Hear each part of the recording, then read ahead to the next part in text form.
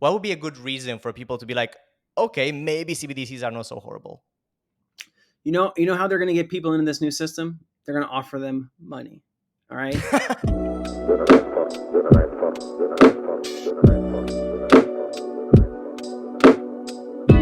Hey man, great to have you here. I'm here with Robert Doyle, also known as Crypto Sensei on crypto Twitter.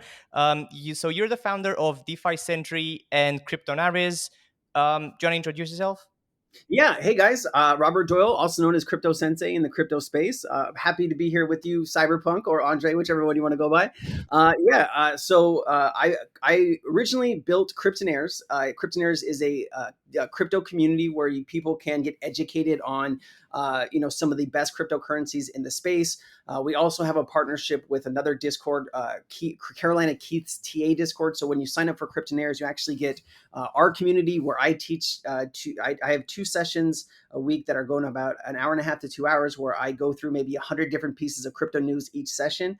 So we have all of that in my community, and then there's also Carolina Keith's TA Discord where you can go in and take classes and learn about TA. So we worked with so many projects over the past couple of years. I think we've worked with hundreds and hundreds of projects. We've had hundreds of AMAs in the community, and we thought, well, hey man, if we're going to have all these people come in the community, and at that time, this was like 2021. We were auditing the companies that were coming in, because we wanted to make sure that whatever project we brought into our community, we did a heavy security look at that company. And so DeFi Century kind of blossomed out of that. And we definitely help newer crypto projects that maybe don't have the 10 or 20K to go see Certic, that maybe you want to spend a couple grand, but also want to make sure that their contract is safe, it works. Our team actually has two different softwares that we run contracts through.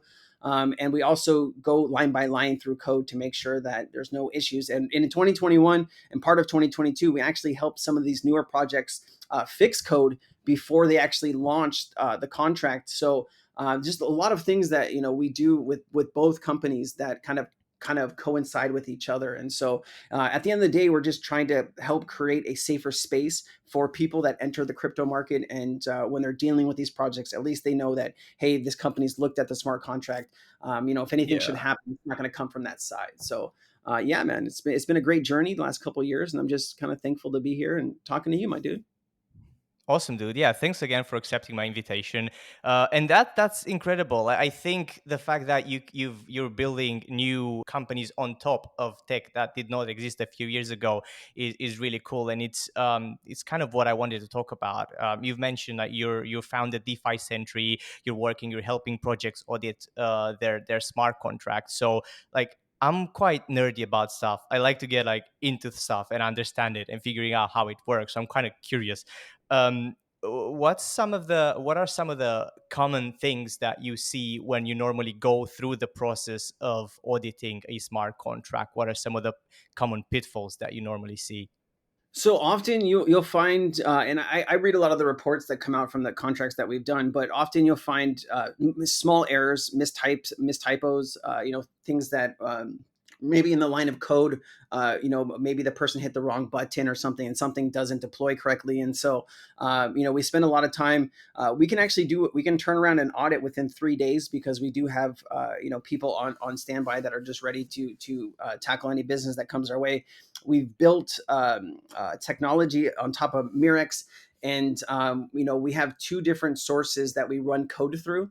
So we kind of just have like a backup just in case. So we go through the code line by line, and we also run it through both technical apps that we have built out. And so a lot of the time it's just smaller errors like that. But Right. we haven't really found a contract that has like major issues where it's like, hey man, like who wrote this or whatever. But there's been some cases where I'll just tell you a story. I won't tell you what the project was though, but they had Sure. hired some devs from another country to build the contract. And when we actually looked at the contract, we knew it wasn't going to do anything that the project wanted it to. So we were able to warn that project that, hey, this code is not at all what you think it is. And we were able to kind of save that project some face because they were kind of getting to the point where they were going to launch the contract and raise money. And we were like, hey guys, you really need to spend some time and work on this and fix this. And so we actually were able to save that project, hundreds of thousands of dollars, because if they would have deployed that code, and their project would have just fallen apart. And so we were actually able to get them a development team because I have a lot of connections in the space, and we actually ended up saving that project in the end. And Right. it's just a wild story, man. But yeah, we have a really fun team. We kind of work together when we're looking at all of these different projects. But nine times out of 10, it's just smaller issues. Very rarely do we have like mega problems with the code. Yeah. I imagine like a lot of times it's like due diligence and making sure that everything is indeed fine. Like it's better to check 3 times rather than just get stung once by a small mistake. Yeah. And that's really important because a lot of people like when I was doing some development on Solidity, just for fun, like when you make a function public, it's public. Like Hmm. everyone can see that function. It's crazy that you could potentially just give away control of your smart contract just like that, and everyone can access functions that they shouldn't be able to access. Yeah. So I was reading on your website that you basically have 2 ways of auditing smart contracts. You've got the manual way, so your team kind of goes line by line and they look at the code and all that. But then you also have this proprietary solution that you basically take the code and just give it to that algorithm to look for stuff. Yeah. How does that work? So we have someone on the team that works for a three-letter agency that we can't talk about, but they are incredible at designing and building apps and different things that basically took 6 months, and he built out all of the custom code for this thing that we're using. And he actually saved us a lot of money because if you go out and buy a tool like that, it could cost you a ton of money. But yeah, man, it works great. We were able to run a contract through in just a couple hours. We'll scan through everything, and it kind of just it prints out kind of, hey, what are the areas that we need to focus on that are part of this audit? And so it'll give a couple different lines of warnings, and we'll go check those that particular place for those issues. And then what we'll do afterwards is after we print the report and send it over to the company, we will actually help that company fix the issues, and we'll give recommendations to fix the issues, and then we'll go back and we'll do another audit. And since we're basically helping them fix the issues, we do that audit, the second audit, for free, and then we're able to Right. print the report without any errors or issues. So it's a lot of fun, man. You do get to work with a lot of projects before they launch. And you get to have discussions and know information that not a lot of people know about certain things. And it's just a lot of fun working with different players in the space and what they're thinking of, what they're coming up with. The crypto space is ever growing, and new technology is being tested every day. Things that weren't around 10 years ago are now kind of in the forefront of the business world. And so it's just a fun place to be around. Oh yeah, definitely. Like the fact that it's moving so quickly, like it's so agile. That's exactly why you kind of need to do your due diligence on like contracts or any kind of deployment. So I think like you're very like well positioned to provide the industry with something that they really need. And manage it looks like the industry is booming. Like the news that we've been receiving recently, XRP absolutely smashed the SEC lawsuit. I'm incredibly stoked about that. It was like the first thing that I saw when I went online, and I was like, "Holy shit!" This is just like the biggest news that I've received all year round, and it's probably going to just get bigger from here. And we were talking a little bit before, and you had some interest in the ISO 222, and I think it's super interesting how that could work with Ripple and when Ripple's gonna go from here, basically. Yeah. So when we're talking about global institutional payments, right, or payments between banks, right, we know a couple things. We know one that whatever the software or the token is, there has to be ISO 20022 compliant, right? And then how you get to ISO 20022 compliance, your company has to do certain things, and report certain things to regulators and things like that. And so when you're talking about cross-border payments, you can really identify who are the biggest players in the space in that arena, right? You have your XRP, you have XDC, you have Quant, you have not Casper, you have HBAR. Even ADA's on that list, but I don't really think ADA is going to be used. I mean, we just saw the Coinbase and Binance lawsuit, and ADA was listed on both of those as a security. So I think ADA is going to be kind of stalled for a little bit. So you really can identify like, hey, it's going to be like XRP, Quant, and XDC and XLM are like the main source of ISO, right? And you can really So say, well, like, so all of these support the ISO standard or are planning to support the ISO standard because XRP is directly working with the banking system. It's kind of like the whole idea of their product. But are the others working within the banking system, or are they just using it for something else? And so Ripple, the company, built software on top of the XRP ledger, and because Ripple, the company, does certain reporting, and like it's AML, which is anti money laundering. It's know your customer, KYC, and there's terrorism finance checks or TFC. I think it's TFC, but those things need to happen when any kind of bank uses or sends money to another bank, and that happens on both sides of the transaction with Ripple. So that's how XRP is ISO compliant through Ripple, right? And so all those other companies like Stellar and XDC through Impel, right? That is kind of how you become ISO compliant, right? Because you have to have those reporting requirements. Because if there is money being sent into a bank that is maybe like a bank that has been sanctioned or something like that, that is a big problem. If a bank sends money to another bank that's been sanctioned, right? People could go to jail. You could get millions of dollars in fines. So you kind of know who the bigger players are in the space right now that are going to be handling a lot of those payments, and that is your Ripples working with your banks and your central banks. That's also XDC working in the TradeFi space with NGO talking about digitizing trade documents. That's going to be a huge deal too. XLM has similar technology as Ripple does, right? Because Jed McCaleb kind of just forked the XRP ledger, built Stellar. I just think XRP and Ripple have built more use cases for the XRP token. Stellar is working mainly with USDC on a lot of things, and so I just think the person at the top of the pyramid, the company at the top of the pyramid, is probably Ripple and XRP, and then right below it you're going to have, or you know what, at the top you're going to have XRP and you're going to have Quant, right? Because Quant is the network of networks, and that is really what makes everything interoperable, right? That and Interledger Protocol, which is what Ripple developed and gifted to the W3C, which is the internet. I know I'm kind of going down a deep hole here, but oh, that's cool, man.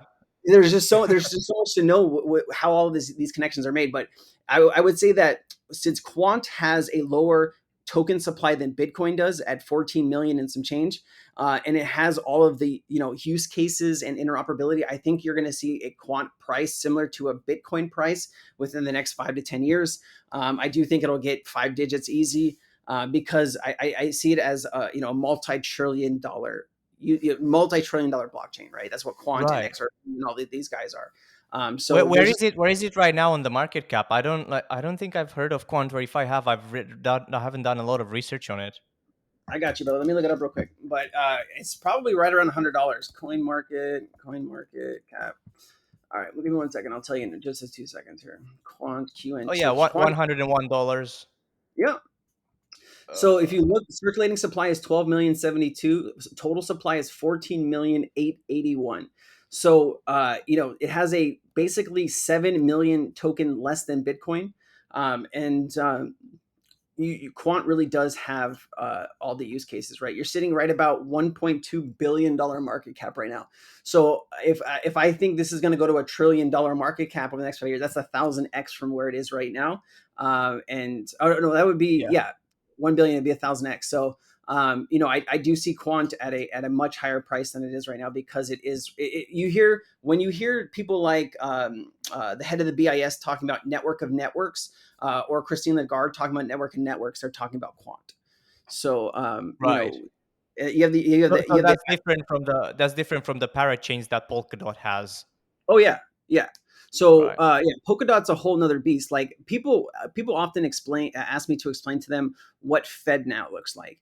And if you've ever looked at a photo of the Polkadot parachain system, where it's the big circle and you have all of the parachains on the outside connecting to it, Yeah. that's what FedNow looks like, with all the banks around the outside, and they can send money and do things in between each other. So um, it's really interesting, right? Because you have FedNow launching in what 5 days from now in the United States. That is the U.S.'s instant payment network. That's going to be pretty interesting, because you do have a lot of projects like Finastra, Accenture, ACI Worldwide, all of these really big Ripple partners, Temenos. Earthport. There's just so many partners that Ripple has been able to partner with that are part of that FedNow system. That's why a lot of people speculate that FedNow is going to launch the XRP price. I personally don't think that the XRP price is going to move right when it launches, but I do think that XRP will be used in that system as well as the Swift system. Right. So is what is Fed again? So you mean, are you talking about FedNow? Yeah. FedNow is the America's instant payment system. Every payment will be a 4.5 cents that banks and credit unions in the United States can send to each other. It's a domestic payment system that was built to replace FedWire and FedWire securities, right? And so FedWire does 4.2 trillion a day in volume clearing. It also does 1.3 trillion in securities clearing, and that's like stocks or bonds or something like that. So that's $5.5 trillion. That's, I think by the end of 2025, Fed now will basically be Fed the new Fed wire. And so that is America's instant payment system. You have a lot of countries working on instant payments, right? You have the UK, you have the Eurozone Target 2. They've already moved to it. You have MICA regulation in the Eurozone too. So there's a lot of countries that have already built out their instant payment systems. And those systems can use crypto to send that payment because they're ISO compliant, right? And you can attach the payment with the message, and that's how you get instant payment and instant settlement at the same time. Right. So FedNow is the new ISO compliant version of FedWire, and FedWire is just using a completely different protocol for that. So ISO is just the messaging standard, right? So the world has different messaging standards all over the world. Like banks use different messaging standards, and sometimes banks don't talk to each other properly, right? And you have to correspondent banking is if you're sending money from A to B, it might have to go through C, D, and F to get to back to B, right? Because that's the banking system. And so you have Citibank, HSBC, and Chase are the top three banks around the world that handle at least like one leg of an international payment, right? Like 60 or 70% of payments go through one of those three banks. So they're just gigantic, right? And so you're really trying when you're bringing an instant payment system service to life like Ripple has with XRP and ODL and that kind of stuff. You really are you're enabling banks to move value at the speed of light. But they don't have to wait 3 to 5 to 7 days for that payment. When you're sending $1 billion across and you don't even know where the payment is or if it's been received yet, that's a huge problem in international payments. FedNow is just domestic, so it's just in the United States, but they can add a cross-border feature to it by using something like Finastra or one of these payment providers, Temenos that are, have Temenos by themselves are connected to 3,000 banking institutions globally. So there's just a lot of partnerships inside of FedNow that can use XRP, the token, to move value if they so choose to. So there's so much happening around the globe right now with cryptocurrency that a lot of people just have no clue what's happening behind the scenes. Yeah, and honestly, it's crazy to hear you talk about all of that stuff because I kind of I've explored crypto and I'm exploring crypto, but I'm nowhere near like close to the wire as you are on banking and that kind of how the entire financial system kind of works. So it's cool to just get a 100 mile an hour kind of description of it all. It's great. Yeah. So just going back to Ripple, Ripple is now partnering with a lot of these payment well, not payment processors, but payment systems in order to Mhm. allow them to use the network for small transaction fees. I mean, that's obviously a good thing for the consumer. It's obviously a good thing for the banking system and a good thing for Ripple. Is there anything to be concerned about this kind of partnership between Ripple and the financial global system? Well, so you have companies like Chase and some of the bigger conglomerates, right? Those guys really wanted to slow everything down, right? And a lot of people speculate the reason Ripple was sued by Jay Clayton and Bill Hinman in the last administration, was done to help Ethereum, right? And there's the whole ETHgate scandal, and a lot of that stuff looks kind of accurate. That they were there to help Ethereum. There was a regulator in the United States that was there to help Ethereum grow and really kind of there to kind of put stop and brakes on Ripple and XRP because they were expanding at such a great rate. So some banks really wanted to slow all this down, right? Because they're making they're making billions of dollars, billions on top of billions of dollars globally, because Chase, HSBC, and Citibank really kind of have the correspondent banking system on lockdown. So Yeah. some of those banks wanted to slow all of this progress down, but you do have Ripple kind of the lawsuit actually helped Ripple. And a lot of people don't understand that when I say that, but Ripple went out and they went out to other countries that they maybe that they weren't looking at. They expanded the last 2.5 years that they've had this lawsuit. And now 95% of Ripple's business is outside of the United States. So Wow. that really did help them grow in a space where they really needed to, right? And then now you have all of these banks like Bank of America, Wells Fargo. They look over at Ripple and they say, man, I want to start using that. And you did have Bank of America come out and say that as soon as the case was over and if XRP had clarity, that they would start using it in their everyday operations. I don't think we've seen that quite yet.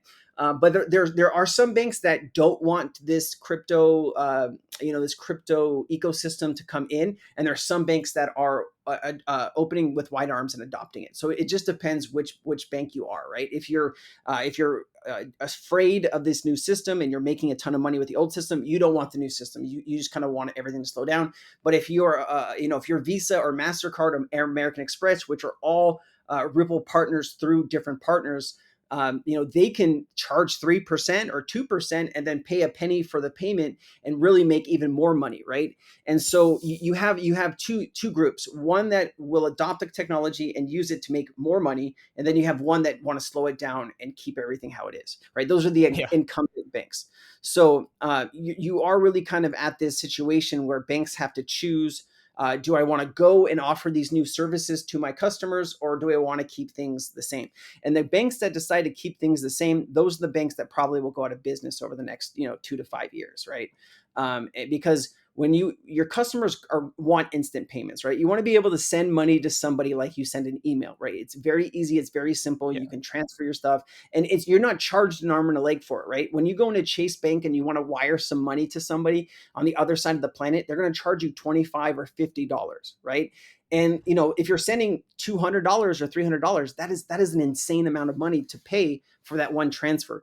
Now you can use digital assets and move that for a penny or 10 cents. Now you have a system that kind of levels the playing field, as Ripple would say, and it makes it easier for people to send money to and from, right? So there's just two camps, and it depends on which camp that you're in. And of course, we're in the camp that wants crypto to be adopted globally to Of move course. money and value instantly. And you have Swift. Swift is a conglomerate of banks, 11,500 banks that have come together over the last 50 years. That is what is the correspondent banking system. And Swift moves about $400 billion a day. And Swift now through Swift has Swift GPI. Swift GPI is a messaging service. Now, Ripple basically has built API connections. And what Swift has done over the last, in March 9th of this year, Swift did a bunch of testing with 12 banks for cross-border payments using DLT. And I connected 11 out of those 12 banks back to Ripple and partnerships with Ripple. So I wouldn't be surprised if you do see XRP moving across the Swift system, momentarily, right? This could happen at any time here, but I do think you're going to see cryptocurrency start moving through the Swift system through API connections, and that's Wow. really that's nice, right? But I'm really interested in, a lot of people just kind of are closed off to this, but I'm interested in the tokenizing of assets, right? When we're talking about tokenizing value, that's stocks, bonds, derivatives, real estate. I mean, the stock market is whatever trillions, right? The bond market is usually 4 to 5 times larger than the stock market, and the derivatives market is 10 times larger than the bond market, right? So derivatives are 600 trillion to $1 quadrillion. And they're going to bring that value sooner or later onto certain blockchains. And we can kind of see that, hey, what the derivatives market is a global market, and there's different currencies that are used across the globe, right? And derivatives are basically futures, right? So you're saying that, hey, I think this thing is going to go up or down in value over the next 30 days or 60 days or whatever the time frame is, right? It could be 7 days, but Right. a lot of money moving in that system. And if you had a bridge asset in the middle of that system to settle value instantly in any currency, that is really what they were building the XRP ledger for. Okay. And that is why I talk about it so much on my YouTube channel. And that's why I try to educate people on it, because I do think that everybody's looking for the next Bitcoin, right? The thing that went from pennies to thousands of dollars, right? What will be the next Bitcoin? And I personally don't think it'll be Ethereum. I think Ethereum is too slow. It's too expensive. There's stuff like Zinfin, which it's a fork of Ethereum and a fork of Quorum, JP Morgan's Quorum, and that's like Ethereum 3.0. That is a much cheaper, better ecosystem to build smart contract functionality on. So I when I look at all of this stuff, I say, what is going to be the next Bitcoin? And I think it is XRP, and it's not just Ripple that's building on XRP. A lot of people just only think of Ripple, and that's the wrong thing to do, because it's a decentralized blockchain, and there's projects all over the world that are being built on top of it. And there's some NFT projects that are really cool. There's Moja Loop, which is Bill and Melinda Gates Foundation. They built out a payment system using Ripple's technology, or XRP, Yeah. Interledger Protocol. So there's just so many different use cases being built out for XRP, and the tokenization of those assets, whether it's derivatives or real estate. Real estate alone is $320 to $330 trillion globally. Right now, you can tokenize illiquid assets and make those a part of the value that lives on certain blockchains. Right. So when you bring over 10 trillion, 20 trillion, 30 trillion onto those blockchains in value, those blockchains increase in that value that you're bringing on, right? Because now that value lives on that ledger.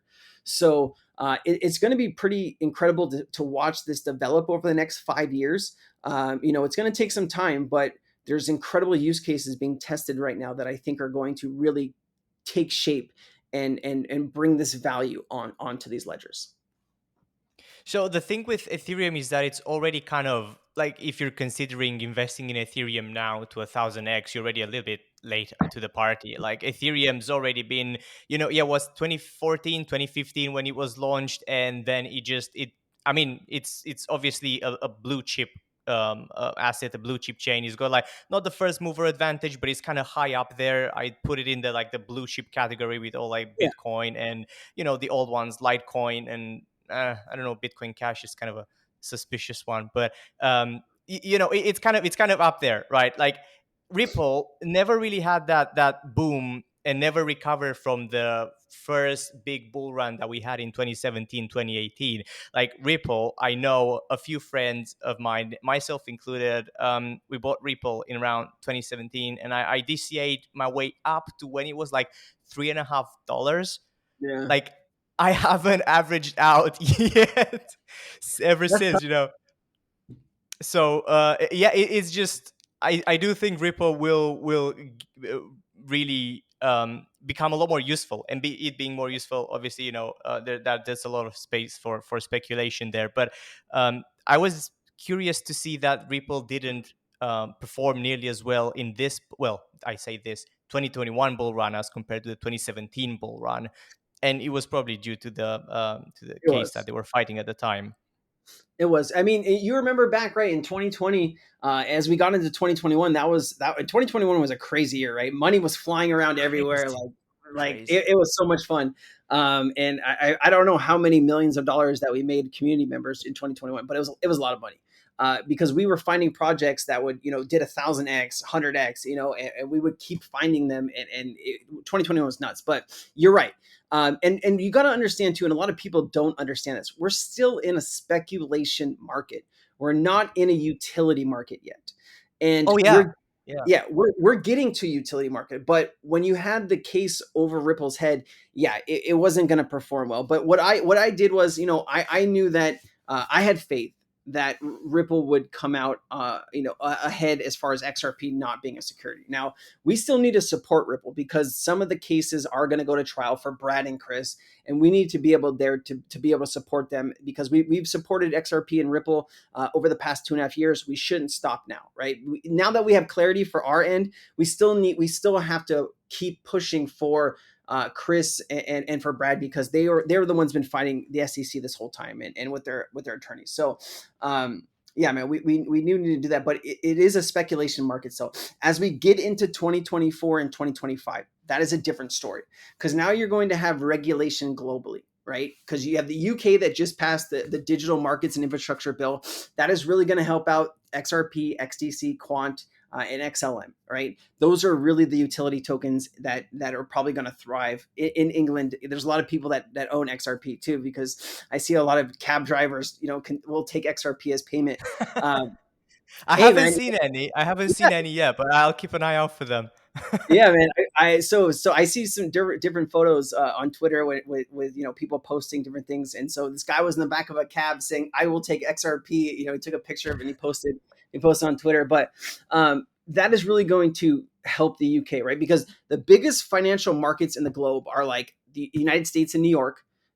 London in the UK, and then you have like Singapore and Hong Kong, right? Those are really, really big financial hubs, right? And then you have like the UAE, like you have Dubai, and Saudi Arabia. Those are oil rich countries. You just saw, I think it was SABB Bank or SAAB Bank, but it's one of the biggest banks in, I think, Saudi Arabia, that does a lot of processing with oil money, and they're going to be using XRP as well. So if you go through and you start searching all of the connections that Ripple has, and you start adding up the value that those banks clear every year, you really start to see a incredible picture of how much value that could run through the ledger, right? Because let's think about this collectively. We know the old banking system is coming to an end, right? The correspondent banking system is coming to an end. So that's going to push all of these banks to either use XRP, XLM, XDC, or really Quant, right? Those are going to be your major options to use for global payments.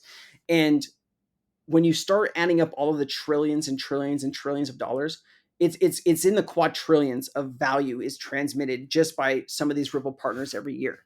And how much of that will Ripple get is the question that we should be looking at or should be asking, right? How much value is going to move over the XRP ledger?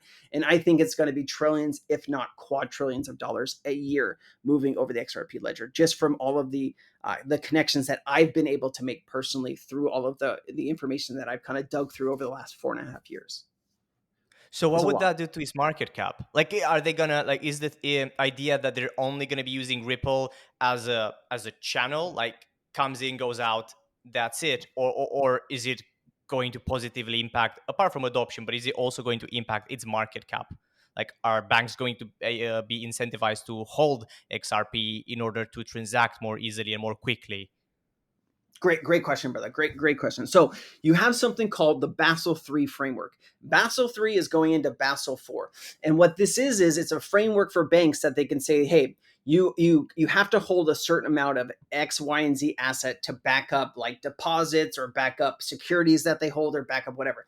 What I think is going to happen over the next 6 to 12 months, maybe a little bit longer, but I think XRP, certain cryptocurrencies are going to get tier one designation for banks to hold. Banks are here to make money, right? And if banks are testing technology that is helping them be able to send value at the speed of light and also reducing their costs 60 to 80%, offering better service to their customers, banks are going to want that, right? And you really have to just kind of sit down and say, are you going to use this old system for the next couple of years, or are you going to save a shit ton of money and use this new system, right? And so I kind of got lost. What was the question you were telling me about? I'm sorry. Like, would it impact Ripple's Right. market cap positively, and would banks be incentivized to hold Ripple in order to transact Ripple? Got it. So yeah, so if assets are deemed tier one, like gold is a tier one asset, U.S. bonds are a tier one asset. Some stocks are tier one. So I think you're going to get a designation like that for certain digital assets that banks are going to be able to hold, right? Because if you're going to be using the technology every day, maybe you want to hold some of that, right? And if you're going to hold some of that, do you need to hold that value and then have cash that backs up that value? or or is that value good on its own to back up something else, right? So if certain cryptos get a tier one designation, or stablecoins get a tier one designation, banks will be able to not only hold those assets, but also use those assets too, right? So some banks are going to not want to hold any assets, right? Some banks, like even BlackRock, doesn't hold any assets. They have custodians that hold all of the assets for BlackRock. And people don't even realize that, but banks can use on-demand liquidity and not hold the XRP token. Some banks will decide to hold it, some banks won't. 50% of Japanese banks are already talking about using XRP and to move value. And Yoshitaka Right. Katao, who is the head of SBI, he also said that every bank in Japan will be on the XRP ledger by 2025, as well as the Bank of Japan just came out and said that they're testing the XRP ledger too. So if all of that value starts moving on the network, yes, the price is going to probably skyrocket, because if you're moving $1 billion and XRP is $1, you need 1 billion XRP to move that single payment, right? And even though in 3 to 5 seconds, that money comes back and then you can reuse that XRP. If you start moving trillions of dollars a day, it starts becoming millions of dollars per second and millions of XRP per second. So that is why XRP's price will probably come up to a much higher and stable value. What that value is depends on how much, or how many banks are going, and central banks are going to be using it. What we're waiting for is automated market makers. And Certic audit just came back on that about 2 weeks ago. I think it had like a 91 or 92% pass rate. And it looks really good. So automated market makers are really the liquidity pools that we're going to need to move all of this value. And we're going to be able to earn money and yield off of staking our XRP through the AMMs for liquidity. Also, we need hooks, which are smart contract functionality for XRP. So those are the two things that we need to be put in place before XRP could handle trillions and trillions of dollars in volume a day. So that should be put in this year, towards the end, middle to end of this year. And so that would be like September Right. through December is when we're probably going to get that. So, but yeah, if we start moving trillions of dollars per day, you are going to see a massive spike in price, because right now ODL, which Ripple's ODL, only moves $250 million a week, which is basically $1 billion a month. And $1 billion is a drop in the bucket when you're moving trillions and trillions a day. I just did a video that I just pulled up, basically some of the biggest Ripple partners like American Express, Visa, Union Pay. I threw in a couple central banks in there, but the DTCC as well, which is the Depository Trust Clearing Company, they move $6 to $7 trillion a day. The FX market in the U.S. moves $7.5 trillion a day. The United States domestic does, $5.5 to $6 trillion a day. So there's so much value that could be on these ledgers that would bring the price up as the value gets moved, because you can't do it with a price of $1 or $2. It needs to be much higher if you're going to be moving all that value through it. If Yeah, that makes yeah, because there's a limited supply of Ripple, right? I'm not sure exactly what it is. I think it's around 500 million. I could be wrong, but then if you get like if you're using the whole supply, then the only other option is the price will increase because there's no other way about So, around it. so actually, you're talking to me at a good time here. So, I spent the last several days. There's a website that has basically it tracks how much XRP is in certain wallets, and it only tracks it only gives me information on the top 10,000 wallets. And I went through all 10,000 wallets and I added up all of that XRP. And believe it or not, there's let me see. You know what? Let me pull up the Word document on my computer so I can tell you, so I can So a speak lot to you. of it is pre-minted. Like I know a lot of it is sitting in the deployer wallet or something like that So it's all of pre-minted. So XRP is a consensus model. It's not proof of stake. It's not proof of work. It's consensus. There's also proof of authority too, but it's a consensus model. So nodes on the network validate transactions, right? And banks usually become nodes. And so right now, Ripple, there's still. Let me just pull this up real quick and I'll tell you. So right now, before the Ripple case was over, so I was doing this week on like Monday, Wednesday, and Tuesday. Monday, Tuesday, and Wednesday, and Thursday is when the case the case kind of settled. So there is 41,900,000,000 in escrow. Okay, I counted there's about 22.6 to 25 billion XRP in people's wallets. That means the circulating supply of XRP at the time was about 35 billion tokens. It's probably a lot less now because we had billions of dollars more come into the market. And I'd have to kind of go back and recount that. But a lot of people think the circulating supply is like 52 billion and whatever. It's not, because a lot of this XRP is already in some of these people's wallets, right? And so I think you're going to see a huge supply shock on XRP once bigger things get announced and the general public kind of wakes up to, hey, we can find, because I mean, imagine this, man. For the first time in our lives, we're able to own an asset that central banks are going to use to move their value. It's When in your crazy. life have you ever been able to do that? I mean, sure, you can own dollars and things like that, but when you own the internal financial instrument that is going to be used to move value between central banks, you've never been able to do that. And now, for the first time in your life, you can take that and you can hold on to it, and you could basically be in these big leagues with all of these big gigantic banks, right? And we're still, like I said, in the speculative market, but we're going to get into this bull market, the next cycle, where you're going to have regulation globally. And if you have regulation globally, and crypto can move across borders seamlessly, how much XRP or how much quant or whatever is going to be left on the open market? I don't think there's going to be a ton left. And so if the supply shock goes down to like 5 billion tokens and the XRP ledger is moving trillions of dollars a day, you're talking about thousands of dollars price for XRP. Yeah, Thousands. and not to mention how this will just change people's lives completely. Oh yeah. Like being able to transfer money easily, quickly, without the complications, without the premium fees, is just going to make such an impact. And then you kind of have the way I see this, like you have this first move to let the all financial systems use XRP in order to use the Ripple ecosystem in order to transact, in order to send money across. But then there's another challenge that needs to be addressed, and that's the fact that a lot of financial systems, a lot of central banks use really old code, right? Like a lot of them, they store all that information on COBOL. Like that shit was written in the 60s. You can barely find developers to do that. If you find one developer that knows COBOL, you're going to pay them like $500,000 a year just because they're so rare. So I think it's entirely possible, if the markets move in that direction, a financial system moves in that direction, that you're going to have banks now using the chains to store user data. Maybe they're public chains, maybe not, maybe they're private chains, not public chains, maybe a hybrid solution. But there's definitely, like, you'd be a fool not to. Like, you don't even have to host data. It's decentralized. You don't need servers. You don't need to manage servers. It's like such a, you're cutting costs, you're cutting overheads, and you're just making everything more seamless. Yeah, so 90%, Ripple just did a poll. 90% of financial market leaders think that they're going to either be using crypto or using to facilitate some of its business using crypto and DLT, right?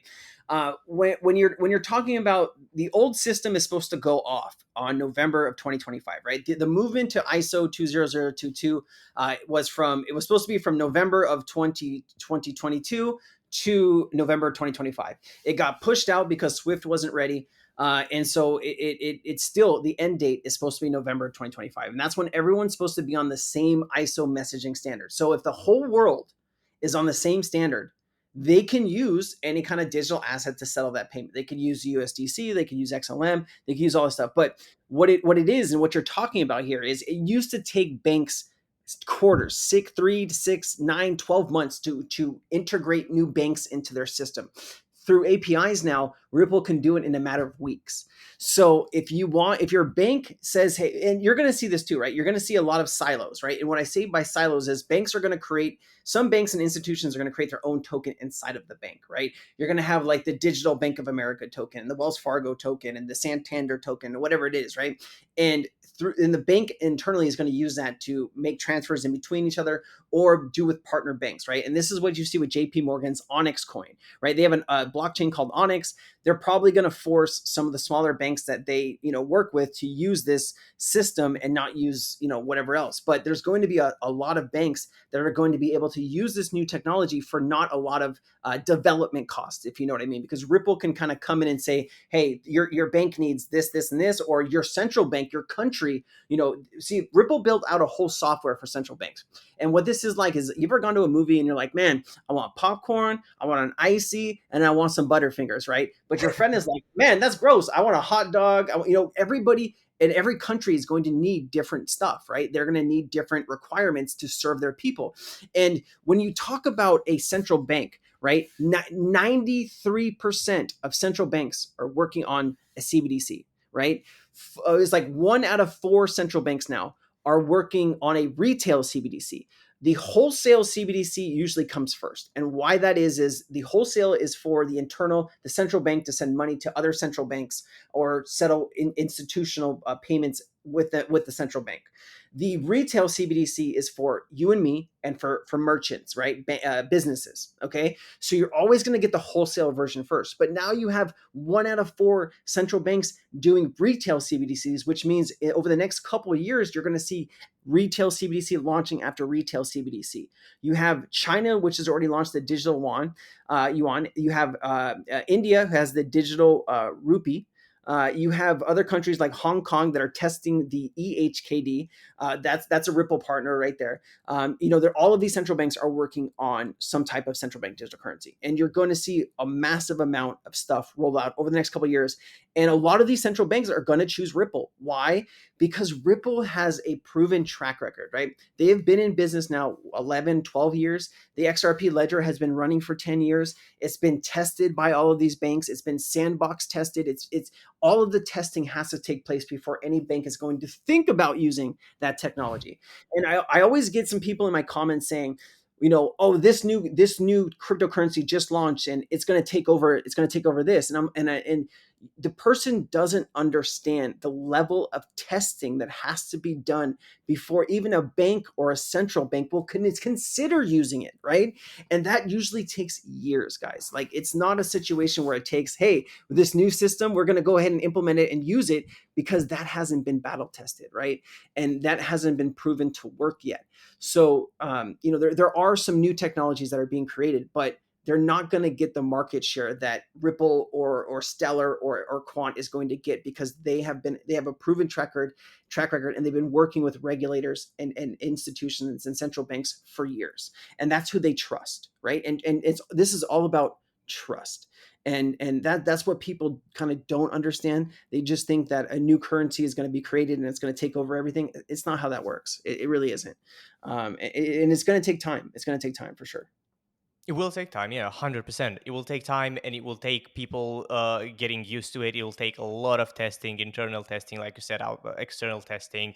Look at how a lot of government like officials get their information, right? Which I don't think it's enough on what they do. But like, if you look back at FTX and you look at the fact that a lot of them got their information of crypto and what it is from Sam. Like, Sam went there, lobbied them, and then they were told, well, this is what crypto is. This is a great guy. This is a genius. We're just going to go back him up. And I think because that just showed how inadequate the knowledge was at that time, they're going to be a lot more careful when actually listening to new voices in crypto. And Ripple is something that's been tested and proven to work. Going back to the idea of CBDCs, this is a hard sell for a lot of people. This is a hard sell for a lot of people in crypto. I'm talking to a few people on Reddit, and I don't see anything positive that CBDCs can bring for the retail consumer, in that it's all the disadvantages of crypto with none of its advantages, because it's all controlled, it's all pre-owned, and there's no, like, what would be a good reason for people to be like, okay, maybe CBDCs are not so horrible? You know how they're going to get people into this new system? They're going to offer them money. All right. That's true. So I said this last year. And I said, you're going to see countries like Canada, the UK, and the United States, how they're going to get people to use this new system. Well, first they're going to say, hey, we'll offer you some money to do it. And that's UBI, Universal Basic Income, right? There's going to be people, in every country that need assistance, right? Maybe they fell on hard times. They lost their job. They got fired because, the country is going into recession, and they need a certain amount of money per month to feed their kids or pay their rent. So what they're going to do is they're going to say, hey, instead of us sending you money in a check every month or an ATM card that we're going to put money on, we're just going to deposit it into your universal ID connected to your bank account. And what people are going to do is they're going to have a bank account, and it's going to be connected to like something like FedNow, where the Treasury or some, because the Treasuries also went on to say that they're going to be using FedNow to do like tax payments or and other things, right? Like let's say you're getting $10,000 back in taxes, they're going to send it through this new system. And so what they're going to have you do is they're going to have you fill out your digital ID. So that's going to have your driver's license, your passport, your vaccination records. It's going to have all of that, but it'll also be a crypto wallet. And that's how they're going to get you into this new system. Now, once they get you into the new system, if there's going to be people that'll say, I'll never use that. And that's fine. But do you think the government's just going to let you do what you want to do? No, they're going to eventually they're going to force it on you. And how they're going to do that is they're going to say, well, they're going to say, but be on this date, you need to go down to the DNV or whatever you get your license, wherever you get your whatever, and then you need to move over to this new digital ID, because that's what the planes are going to take. If you want to travel, if you want to go anywhere, you're going to have this new ID. And that's how they're going to force everybody onto this new system. And eventually what you're going to see is you're going to see dollar bills become a thing of the past. And the reason central banks want central bank digital currency is because then they can start tracking everything. They have a record of everything, right? And some of it's good for government and some of it's bad, right? Because there's a lot of shady things in the United States government, a lot of dark programs that money is sent to. Those types of things will probably never be tracked. But when you're talking about when people buy something out in the world and there's taxes that need to be paid, central banks can get that tax money right away, right? And so when you pay state tax on anything or federal tax on something, right when you're making that payment, instead of the business having to pay back the government whatever taxes they collect, governments will be able to collect that tax at time of payment, which will also give them more money and revenue to build more schools, have more police officers, fire, hospital, whatever it is, right? And so that is how they're going to force people into the new system. They're going to offer them money through universal basic income. When that doesn't work, they're going to force people in through the ways I just explained. So that's how you're going to get people onto this new system. You're going to do it. At first you're going to be their friend, and you're going to offer them money, and then you're going to say, hey, if you want to travel anywhere in the United States, or if you want to travel, out of the country, you're going to have this new ID, which is in this new digital ID that you're going to have. That's how that's going to happen. That's scary. I'm not gonna lie. That's like that's well, the financial equivalent to the social scoring system that they have in China Yep. now. Like you wouldn't be able to do, like, let's say you don't pay your taxes or something, like your payments are going to be denied. You won't be able to buy like food or whatever. It's scary. Yeah, Yeah. I mean, I'm not going to talk. I actually have to take a trip to China here soon, so I'm not going to say anything bad about China. I don't want to get pulled out and like disappear off the planet. I think it's only if you're local that you get part of the social scoring system. I think if you're not, if you just travel there, I think you're good. No, I've seen people talk smack about China, and then their lives became a little bit harder. So I'm going to try to avoid that, because I don't want the CCP on my ass. But If you go too far, we'll edit it out. It's cool. so China's built a model, right, that other countries are looking at. Like let me tell you, like when you have the UK and England has the most cameras out of any place in the world, like they're thinking about 15-minute cities, and they're thinking about do you know what a 15-minute city is, right? No, could you You explain? heard it? Okay. So in China, they have built what are called 15-minute cities, which basically means wherever you live, anything that you need to do, whether it's get your car fixed or get groceries or get your hair cut, everything is going to be within 15 minutes of you, right? And if you want to Right. travel outside of your area, you need to have some type of clearance or permission or vaccination records or whatever that government wants to do.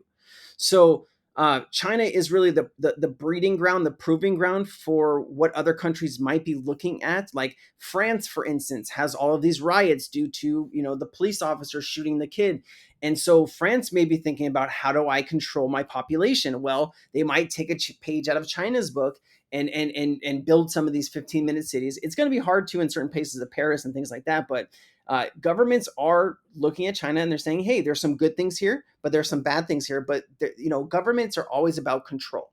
How do I control people, right? And how do I keep them at bay? And how do I have them not rioting out on the streets? How do I do all this stuff? And they definitely are taking a page or two out of China's book. And I wouldn't be surprised.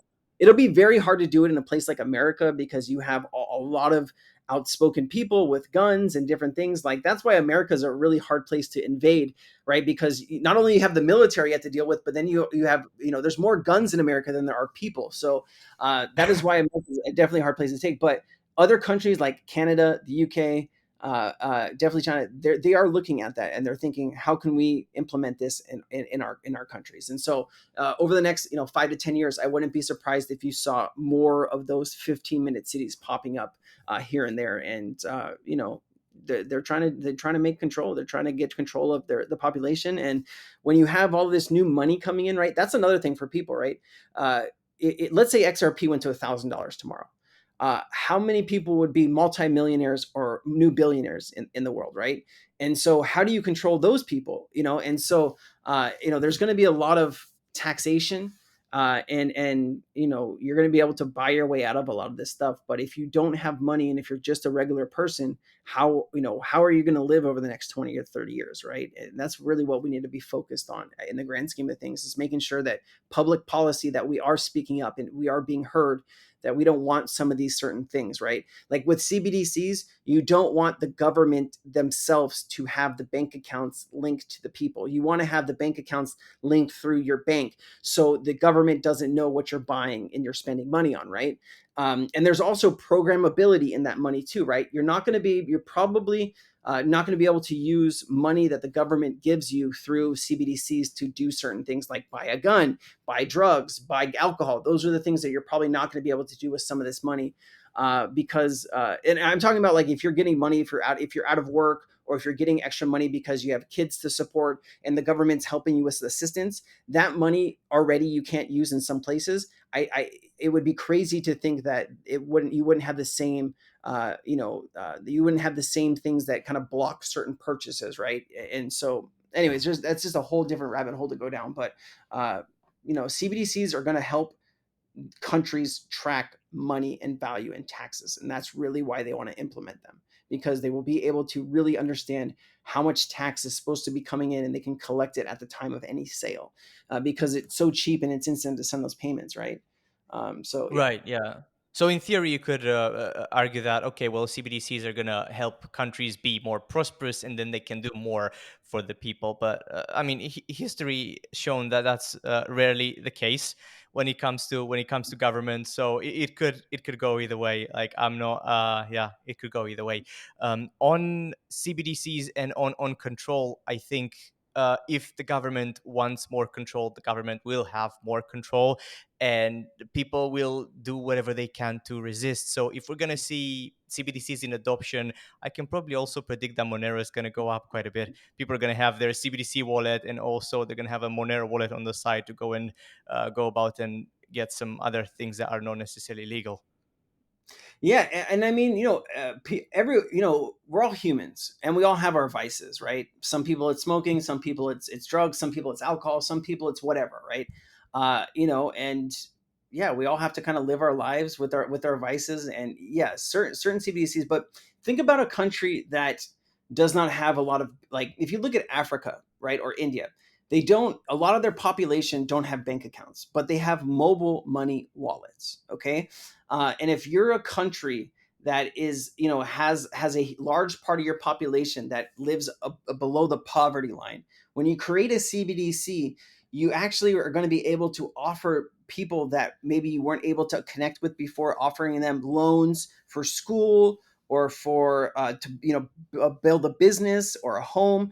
You're actually can create, this is the good better side of CBDCs, right? Where you're going to be able to bring everybody under the same roof, to make everything that a level playing field for those people. So you're going to have new opportunities for people that didn't have them before, to go to school, to create businesses, to be a part of the global trade initiative, right?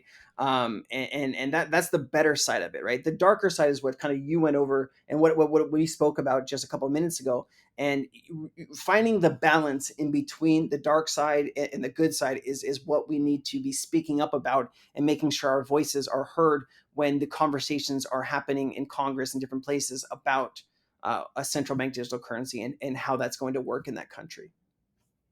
Yeah, yeah. You just gotta make sure that we retain some of our freedoms, such as they Yeah. are. People were quite touchy when, and it's a whole nother topic to get into. But people were quite touchy when the U.S. government was like, "Hey, we're gonna take your weapons away. We're thinking about taking your weapons away." But you could put the same kind of idea of CBDCs, which are like digital currency, to fiat currency. You could say, well, in not too distant future, you might actually have electronically digitized like guns or whatever that work on fingerprints or whatever, and then you're going to replace the normal guns with digital guns, and the government can come and say, well, if we're going to have to raid this place, we're going to disable their guns first before we raid the place or something. Like you could technically take anything that's analog, digitize it to a centralized system, and then disable that, right? It goes everywhere. It goes to cars, it goes to computers, it goes to smart homes. Yeah. Um, and it's not impossible. Like, it's not impossible, it's not outside of the realms of possibilities. Yeah, I mean, you're talking about the Internet of Things, where like everything's interconnected, and like you already have, police already have devices where they can, like, if you're like at a Tesla, they can shoot your car with a device that kind of short circuits the computer, and then the car won't move, right? Yeah, yeah, Uh, like the EMP. Yeah. Yep. Yeah, exactly. So uh, there are always going to be new technologies that are created to counteract new technologies that are created. Right. There's always the builders who are creating this, and there's always the side builders who are building the thing to stop this. Right. Yeah. Like I like to speed. I drive fast in my car, and I have a laser jammer on my car. That if there's a laser gun that's pointed at my car, the cop never understands how fast I'm going. Like, that is the thing that I like to use, so I don't have to pay speeding tickets. There's always going to be this other technology that's created, right? There's the speeding gun, and then there's the radar blocker, or the laser jam detector and blocker, right? So there's always going to be a different set of people that builds the thing that helps to block that one thing, which is what you were talking about. So it's interesting. It's interesting with all this technology, and then you have AI, right? You have this new invention that is popping up everywhere, and that is creating new opportunities for different things, right? And I've been watching a lot of videos on AI and how it's helping, but there's also the dark side of AI, right? And what happens when an AI becomes fully functional and decides to take over, a quantum computer, then decides to launch nukes, and then we're all dead, right? And so I don't know, man. Like, there's I think right now countries are so focused on crypto, they also need to be focused on AI too, and setting good policy in the AI market, so things are not created, because your quantum computers are starting to come into play now, right? And a lot of people are not seeing that, but IBM already has models that they're going to be selling to the public, and quantum computing. I was watching a video on this the other day. You can really start hacking networks very quickly with AI and quantum computing, and so it's going to be interesting to see how some of these blockchains counteract quantum computing, because that's really what the next phase of growth is going to be with computers, is quantum. And so it's going to be really interesting to see how that's being built out over the next 5 to 10 years too. Well, we need to pay attention to quantum and AI right now, very very much so. Oh yeah, I'm not entirely sure how quantum computing works. I just know that it works outside of this binary realm, outside this one and two. It could be any one of the other Yep. possible options. So it kind of works a lot of on forecasting and statistical data rather than, oh, it's one and two. And the reason it's one and two in computers is like that's why CPUs have a lot of like little transistors there. Like that's why they have like a billion little transistors, because every one is a little gate that's either open or closed. So that's a one or two, true or false. So then the more you have, the more kind of computations you can make, the faster it is. But quantum computings have a completely different architecture for the CPU that does magic things that normal computers are supposedly very vulnerable to. Yeah. Um, Yeah. It's gonna be interesting, man. And I mean, they're gonna be expensive at first, but can you imagine 10 years from now? Just like flat screen TVs used to be like 10 grand, now you can get one for like $600, right? So the evolution of technology is definitely something that we should be paying attention to, and it's such an interesting time to be alive, right? You're having this new monetary system being built out right in front of you, and you don't hear about it on really any news or a regular organization, right? So, you don't you turn on the TV and it's always about politics and it's always about pinning one side against another. But they're not educating you on cryptocurrency and what's happening behind the scenes with central bank digital currency, and how this wave of revolution of technology is coming that we're going to be using in 5 days in the United States. And I post about this in like my Facebook group, and nobody gives a shit, right? And it's true, right? Like Twitter, more people care on Twitter. I have a bigger audience on Twitter, but when I post to my friends and family on Facebook, I get like 2 or 3 likes on a video that really, if you watch, maybe would change your whole perception of how maybe you live your life, and maybe things that you invest in. Gold is a great investment right now. I do think there's going to be a reevaluation of gold here. That's why central banks have been buying gold at unseen rates of the last 50 years.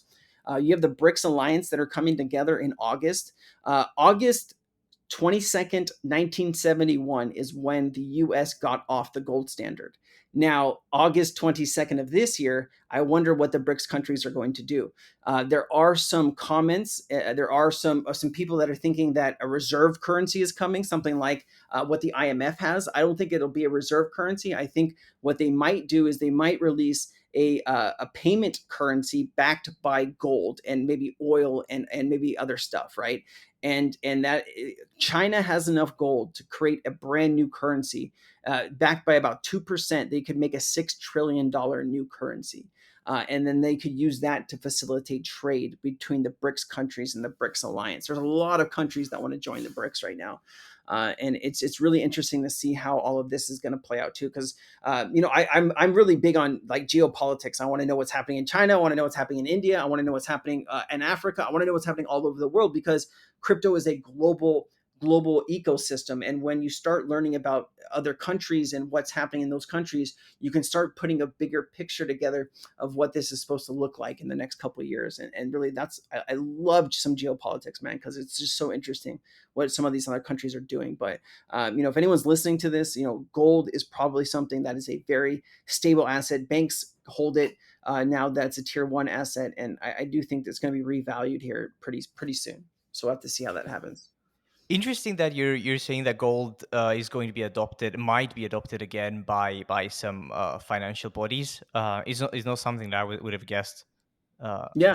Well, yeah. and that's part of kind of, listening and watching all of this stuff. Like I did a video a couple days ago about basically what's coming with the BRICS Alliance, and you had somebody. The BRICS Alliance had something called the New Development Bank, and the New Development Bank is where countries go to get loans and do different things inside of the BRICS ecosystem, right?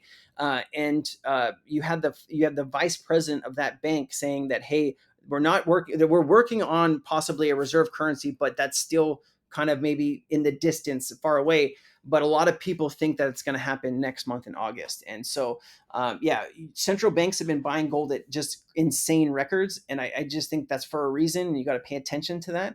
And I do think they might, come together. It would be the central banks that would have to come together to revalue gold, but who knows, man? Like, as well as XRP could become a financial market utility, FMU. I did a video about this as well.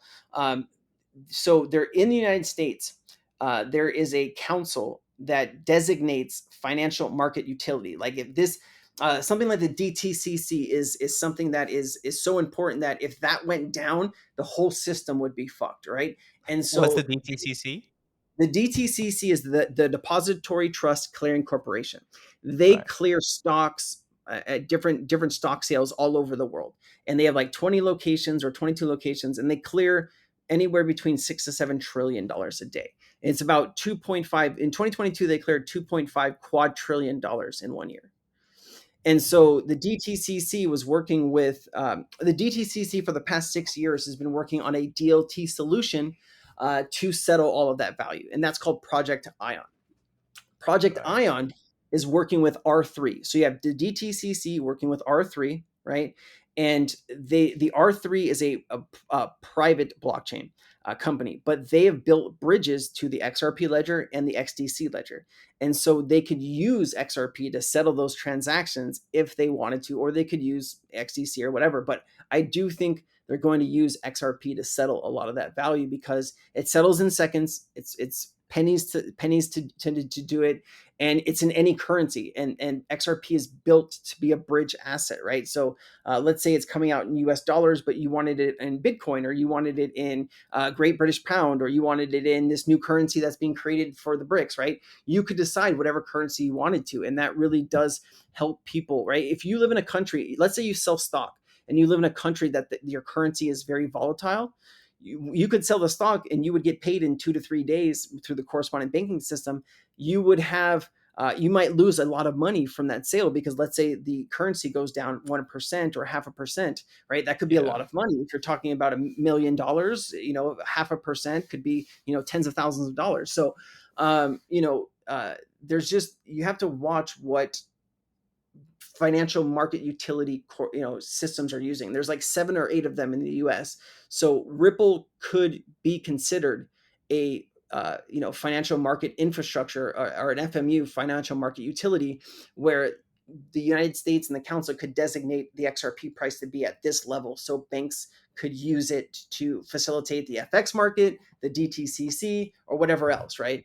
And that's really what I'm watching now, and seeing if that happens, right? Because Ripple has had meetings with the IMF. They've had meetings with the World Bank, which is the IMF, basically, the BIS.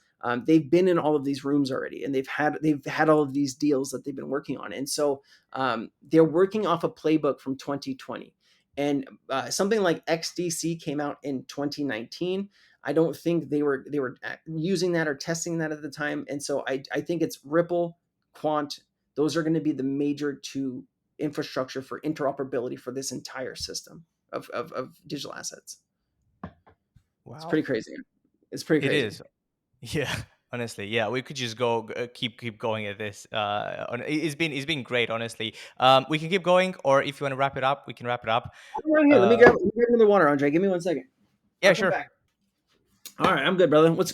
I can spend some more time with you, man. Let's get it. Let's talk. What do you want? What else do you want to talk about? Sweet. Well, I mean, that's already like quite a lot to unpack. The Ripple. Like, I'm sure I might have to slow this recording down. I might have to go like 70.75 or point 0.5. But no, honestly, it's there's a lot of stuff that I wasn't aware of. Like, I wasn't aware of that. There's so much stuff going on. Seemingly in the background, because you don't really hear about this kind of stuff. Like, if you go on crypto Twitter, or if you go on YouTube, or if you go on like any place that's like kind of you try and get crypto content, you're not gonna find this information. And I'm not sure what's wrong with my Twitter feed, but I'm struggling to find like things that are actually relevant to me. So yeah. You got to follow the right people, right? Because when I first got into crypto Twitter, like I would listen to some YouTubers, and it was always like hype stuff, and it was always like, this is going to $10,000, but they didn't really give any of the information of how it's going to get there, right? And when you come to like my YouTube channel, I'm really there to educate you on what's happening in the background, because that is where all the deals are being made, and that is what is going to affect all of this. So if you don't know this, you can't make any good decision out here about what's going to happen with any of these other cryptocurrencies. You got to follow the right people, and part of that is steadily learning who the right people are.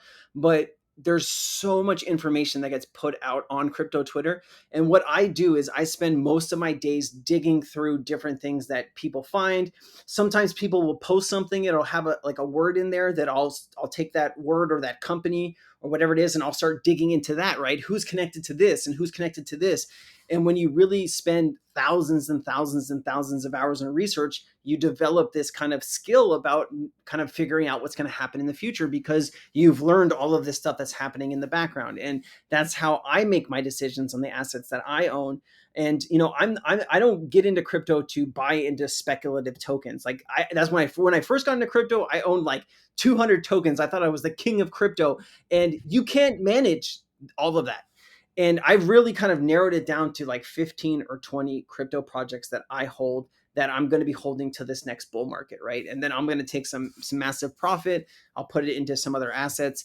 But understanding the right information and challenging information that you see that gets posted online too, and verifying information is really the hardest part, right? Because someone will post something and people will take it as the word of God, or right, or it's the word of a central bank, when really the person's kind of taking something out of context. And really verifying the information is the hardest part of what you should be working on, right? And when you Yeah. can do all of that, most people don't have the time, right? And what you need to do is you need to find a place where you kind of fit in, that you can go and you can learn about all of this stuff in the shortest amount of time possible, right? Because you have a life, you have a job, you might have kids, you might have a dog, whatever it is, right? You're not going to have as much time as someone like myself to read all this stuff or go through all this stuff. So I get messages from community members saying, man, if it wasn't for you, I wouldn't be able to keep up with all of this information, because I bring you the best information that I can find twice a week for, like, and my chats usually go an hour and a half to 2 hours. But if you listen to both chats per week, you know everything that's going on in crypto globally, with CBDCs, with regulation. We talk about what's happening in the United States with CPI inflation. We'll talk about the banking crisis. I called Credit Suisse failing last year. I said Credit Suisse is going to fail in 2023. I called the banking crisis, the liquidity crisis. I mean, there's just, you got to look at so many other things, but I spend all of my time doing, and I'm able to talk with someone like yourself that maybe doesn't know all of these things, but explain kind of the background and how all these things happen and what's maybe going to happen in the future, right? And it's been an incredible 4 years. I've learned so much, and I'm constantly digging for more, man. I want to know everything. Like, I want to really understand the technology behind it. I want to understand the timelines of when things are going to take place. Really, when you get into 2025, that is when you're going to have the utility bull market, and that's when then a lot of the speculative coins are probably going to go away. And like, that's, I don't talk about meme coins. I don't talk about a lot of cryptocurrencies that don't have real use cases, because that's a waste of my time. It's a waste of your time. And so if you want to make life changing wealth, you need to invest in technology that is going to be used globally, right? And that is what cryptocurrency essentially is going to be. It's going to be the liquidity for the new financial system, right?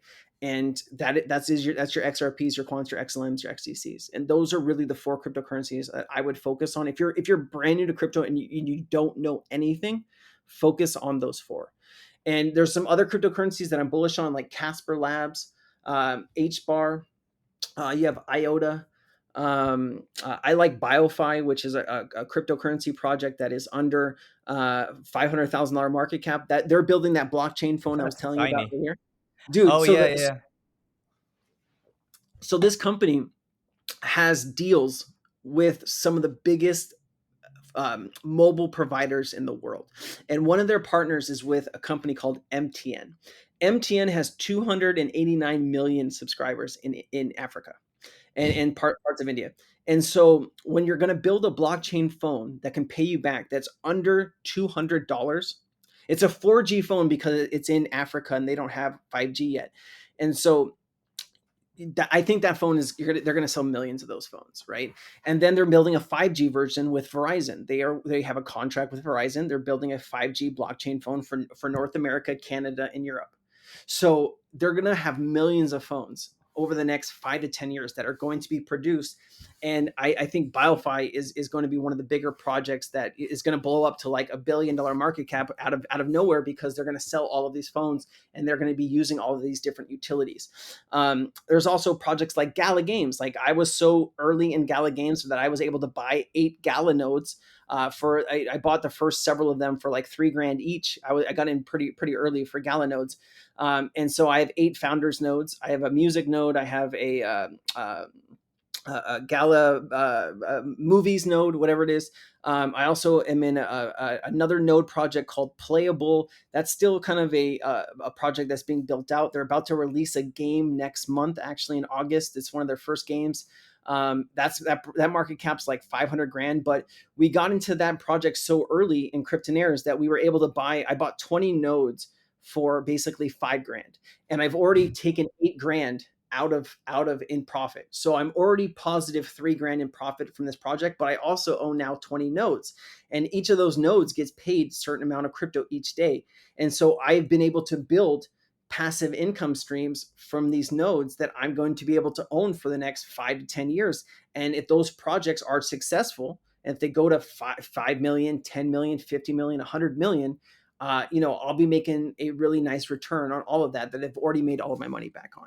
And that's what you should be doing. You should be looking for opportunities to buy into some of these projects. There's another project called Delicium. Have you heard of Delicium? No. Delicium is building a like. Have you ever played like a game like Apex Legends? Like it's a first person shooter game.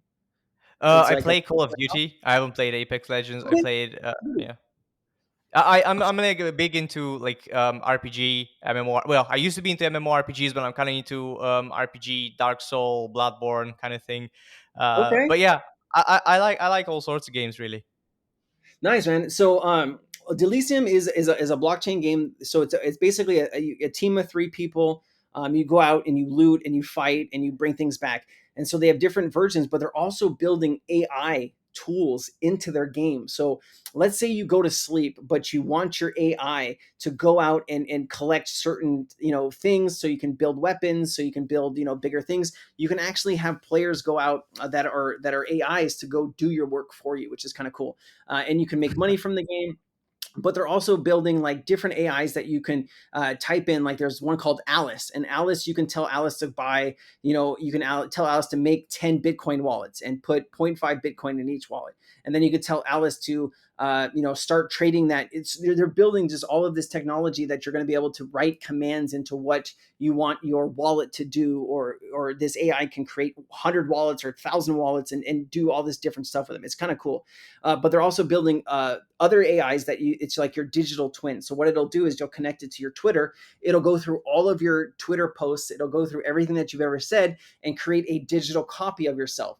And so the digital copy could make tweets. It could respond to people that message you. It could do all of these other things, man. And I bought 6 nodes for that project, and I get about 40 to 45 AGI a day, but AGI is going to be the center token out of that entire ecosystem, not just the gaming ecosystem, but the AI tools too that they build. So there's all of these opportunities that we've never had before to make money. But we have to identify the good players, the real players that are building the technology. There's a lot of I've lost a lot of money in crypto buying into scams and buying into stuff, right? Because in 2021, money was coming from every single place. Like there was a month that I made like 5, 6, 700 grand in one month in 2021 because there was all of this crazy volume happening. And so you were just kind of throwing money into other things because you just had all this money coming at you and you just thought it would never end. 2022 comes around and everything dies, right? And so you learn lessons. You're like, man, I probably shouldn't have done that. I probably shouldn't have done that. But that I had to go through that to learn not to do certain things and not to, trade certain ways. And so that's why I'm only in about, like I said, about 17 to 20 projects now. But I know that these are the projects that are going to probably be used the most over the next, 2 to 5 years, and that's really what I'm hoping, or I'm betting on, with all of these things coming to fruition, right? So, yeah, man, nodes are a big deal in crypto, and if you have extra capital, the best node right now, if money is no issue, which it's an issue for all of us, and I don't have an extra 400 grand laying around, but I would go buy 10 million XDC, because with 10 million XDC, you can run a node on the XDC network. And I do think XDC being at around 450 million market cap, I think XDC will go to, 2, 3, 400 billion over the next couple of years, maybe even to $1 trillion market cap. And that's really going to be like a 2000x for XDC if it can get to $1 trillion market cap, and that would be just that would retire you for the rest of your life, really. But yeah, that's what I talk to a lot in my community about, different node projects that I buy into. I'm not very good with TA, so I hire TA experts to come into Cryptonaires and teach TA. And a lot of people really love that, right? Because they want to learn that kind of stuff. But there's so many different avenues of crypto where you can make money that but you really need to understand how all of that functions before you invest in it. Don't just listen to your friends saying, "Hey, go buy this, meme token or whatever. It's the next Pepe." You need to actually do some research yourself before, I would recommend buying into anything. I'm not a financial advisor, but doing your own due diligence and knowing what you're investing in is a big deal, and you need to make sure that it's not a scam, if that makes sense. Yeah. And you also need to ensure that whatever your investment goals are, they're aligned with your strategy. Like, Yep. are your goals for a quick profit? Are you getting into day trading? Are you considering swing? Are you just investing for the tech and the fundamentals? If so, like, are the fundamentals looking okay? Like, I like TA because it's very, like, it doesn't matter what asset you apply it on. Like, it's just it's pure mathematics. It's statistics, it's mathematics, and it's probability, right? So if you have a system that works, you can apply it on everything. And that's kind of why I was really interested in creating trading bots and Yep. building, like, sharing trading bots with the community. Like, I was building bots and then, like, sharing them, open sourcing them on Reddit, and just to see people's response to that. And it's really interesting because some people really understand the power that algorithmic trading has, but others just kind of think, oh well, if it makes money, then why would you give it to other people? Why would why would you give it over? Like, is this a scam, or are you trying to, like, steal my cash or whatever? But, like, a lot of people just don't understand that algorithmic trading is just, you're being given a tool, and it's up to you to kind of configure that tool. It's like, you've got this really fast car, like racing car, you got a Lambo, and you get given the keys, and now you're supposed to just get the fastest lap at the Nürburgring. Like, that's not gonna happen. Like, it's up to you to tell that tool how it's gonna trade for you. So I think so many people just need education when it comes to both manual and algorithmic trading as well, especially since algorithmic trading is going to move there in crypto. Like, the financial market is high frequency trading over 90%. Like, there's barely any humans trading the financial market, the stock Yep. market.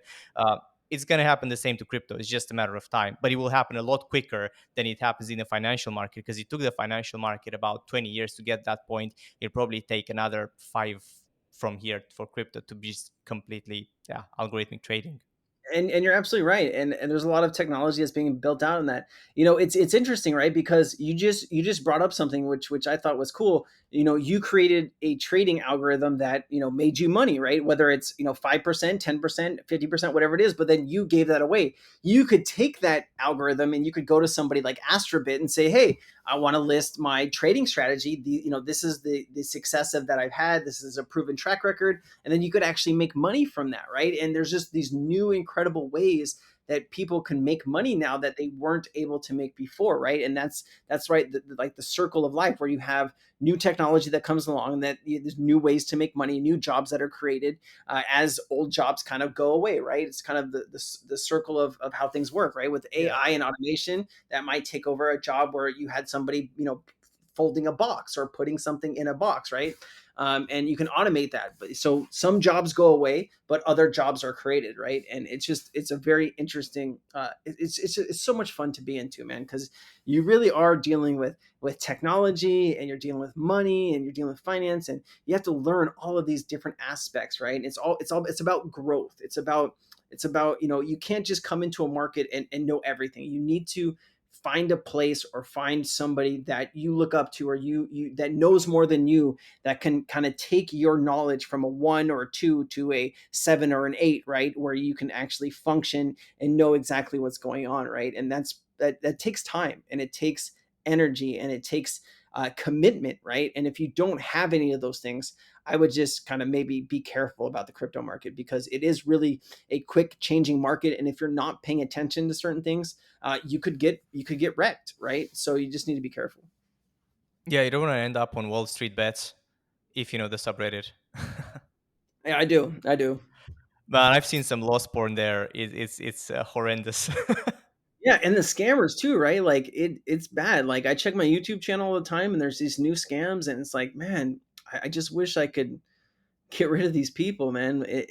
I guess is with anything, right? If there's billions to be made, there's billions to be scammed, right? So I wish they could do something about scammers on YouTube and Twitter.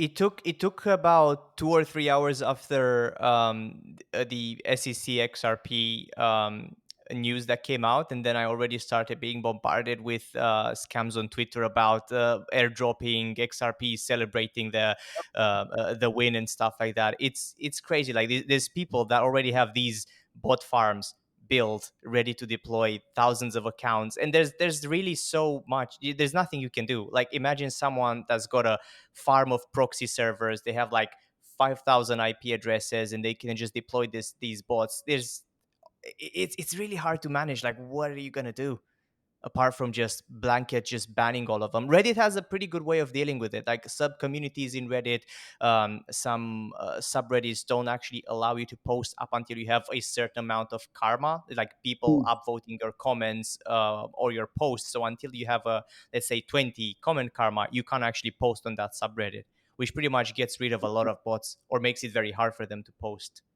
I love that, man, because like it is frustrating, and I always warn people on my videos, and I actually take hours out of my day to go through and make sure I remove all scam comments, and I respond to every comment in my YouTube channel.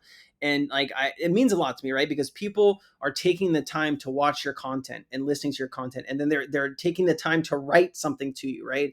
And you really need to be able to respond back to those people and really uh, give them value for their time, right? Because everybody's time in life is valuable. We only have a set amount of time on this planet, and what we do with that time is really how people will remember you in the future, right? Are you going Yeah. to be remembered for, scamming people and being the shadiest person anybody knows, or are you going to be there to help people grow and learn and prosper, right? And that's really what I try to do every day is take somebody that doesn't know anything and turn them into somebody that can actually speak legit, logically about crypto to friends and family. And that's how you kind of spread the word right out. You teach 100, and then the 100 go teach 10, and now you have a thousand or 10,000 people, right?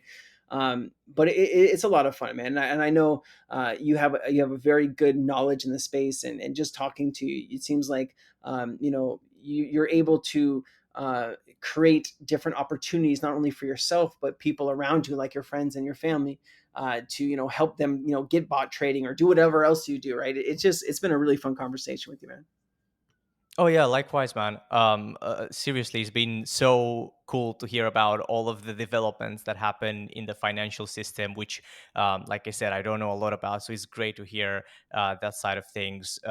It's been a great chat. Thank you, Crypto Sensei, for that. Thank, thank you, man. Honestly, it's been great to have you. Thanks again for being part of this podcast. Only episode 2, but we'll keep going.